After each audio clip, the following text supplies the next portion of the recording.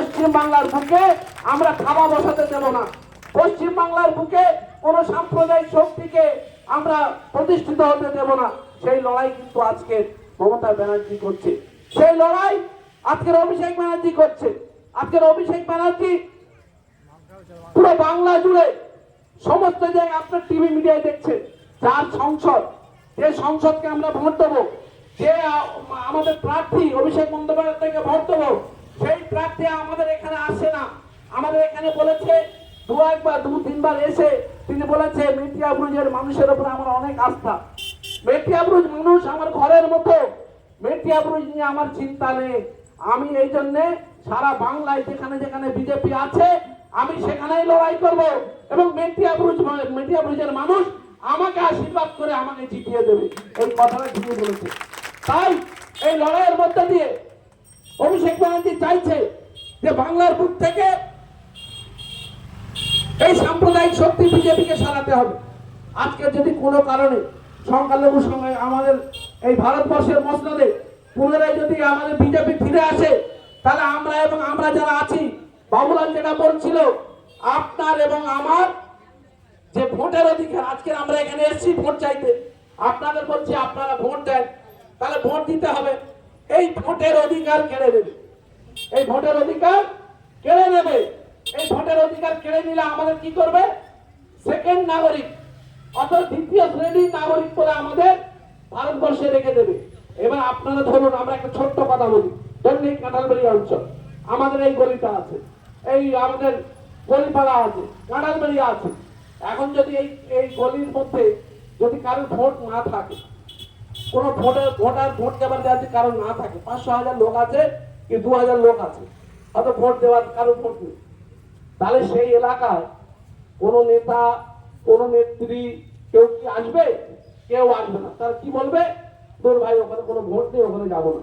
তো ভারতবর্ষের বুকে সংখ্যালঘু সম্প্রদায়ের ভোটের অধিকারটা কেড়ে নেবে বলছে, তাহলে সংখ্যালঘু সম্প্রদায়েরা যেখানে বসবাস করে তাহলে সেখানে যাতে কোনো উন্নয়ন না হয়, তারা যাতে পচে গলে মরে যায়, তারা যাতে শেষ হয়ে যায়, সেই জন্য ভারতবর্ষ থেকে এই সিএএনএ এবং মুসলমানদের বিশেষ করে সংখ্যালঘু সম্প্রদায়ের এই সেকেন্ড ক্যাটাগরি নাগরিক করবার জন্য আজকে নরেন্দ্র মোদী চিন্তা ভাবনা করেছে এবং অমিত শাহ পরিষ্কার বলেছে যে আজকের এখান থেকে আমরা এই সেকেন্ড ক্যাটাগরি নাগরিক, দ্বিতীয় শ্রেণীর নাগরিককে আমরা পরিণত করব। এই হচ্ছে বিজেপি। এই বিজেপির বিরুদ্ধে কে লড়াই করছে? মমতা ব্যানার্জি। এই বিজেপির বিরুদ্ধে কে লড়াই করছে? অভিষেক ব্যানার্জি।